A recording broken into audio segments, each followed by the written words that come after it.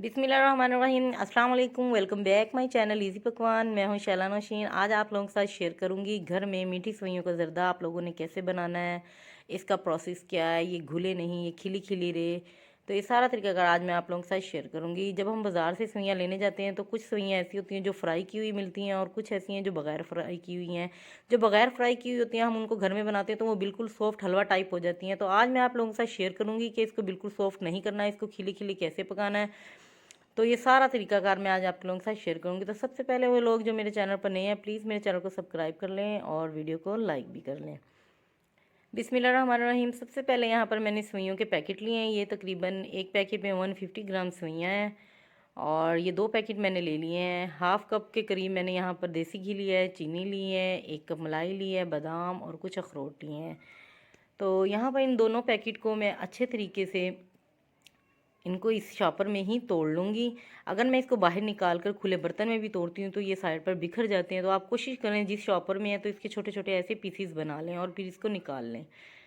तो ये वो सेवइयाँ हैं जो बग़ैर फ्राई की हुई हैं। ये जो हम घर में बनाते हैं, जैसे नया चावल आता है, जब हम चावल को निकलवाते हैं तो वो नया चावल जब हम बनाते हैं तो उसमें लेस हो जाती है। तो इसी तरह ये वो वाली सेवइयाँ हैं जो बग़ैर फ्राई की हुई है, तो घर में बनाते हैं, ये मैदे की बनी होती हैं, बिल्कुल ये सॉफ्ट हो जाती हैं और इसमें जो पानी हम डालते हैं तो ये बिल्कुल हलवा टाइप बन जाता है। तो ये तरीकाकार आज मैं आप लोगों के साथ शेयर करूँगी।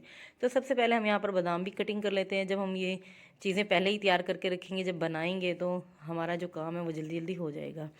तो सबसे पहले एक कढ़ाई लेनी है। ये घी मैंने इसके अंदर ऐड कर दिया। ये कप छोटा है तो ये हाफ़, बड़े वाला कप जो है वो हाफ़ होगा। 2 इलायची डाल देनी है इसके अंदर, इसकी मुंह खोल देना है इलायची के और इसको घी के अंदर फ्राई कर लेना। जैसे ही घी गर्म होगा तो ये जो 1 कप मलाई है, फ्रेश मलाई है, ये मलाई भी इसी के अंदर मैं डाल दूँगी, ऑयल घी के अंदर सॉरी। तो इसको भी अच्छे तरीके से मैंने फ्राई कर लेना। जैसे ही इसका दूध और पानी इसके अंदर से ड्राई होगा तो और जब ये नीचे लगना शुरू हो जाए मलाई तो हम समझ जाएंगे कि ये फ्राई हो चुकी है।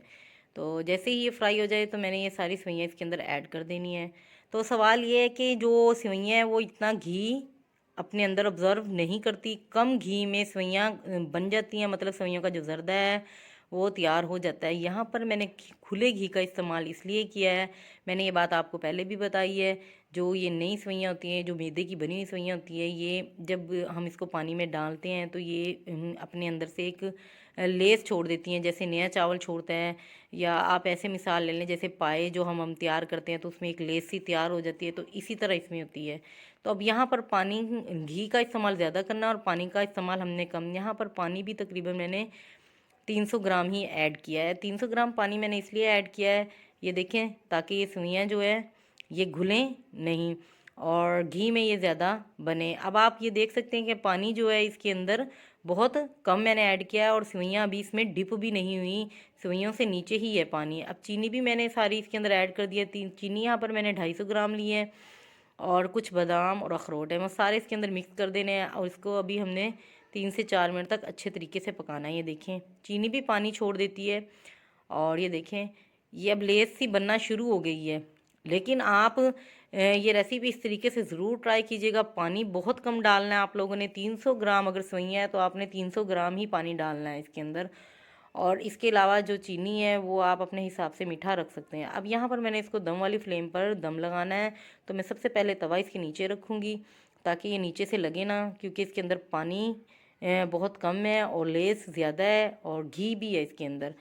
तो जो घी हमारा एक्स्ट्रा बच जाएगा, इसको 8 से 10 मिनट हम दम वाली फ्लेम पर रखेंगे। जो घी हमारा बच जाएगा वो हम उतार कर साइड पर रख लेंगे, किसी और चीज़ में हम इसका इस्तेमाल कर सकते हैं। ये देखिए अब माशाल्लाह कितनी खूबसूरत और खिली खिली ये नज़र आ रही हैं। देखो घी भी साइड पर है, घी हमें कुछ नहीं कहेगा, घी साइड पर ही रहेगा और घी को पहले ही हम उतार लेंगे, निथार कर अलहदा से हम किसी बाउल में, किसी बर्तन में रख लेंगे। ये देखिए माशाल्लाह कितनी खूबसूरत हमारी ये खिली खिली बनी है। अभी ये गरम गरम है, जब अभी इसमें से थोड़ी सी स्टीम निकल जाएगी तो ये खिली खिली हो जाएगी और बहुत ही खूबसूरत ज़बरदस्त किस्म का ये ज़र्दा हमारा तैयार हुआ है सेवइयों का।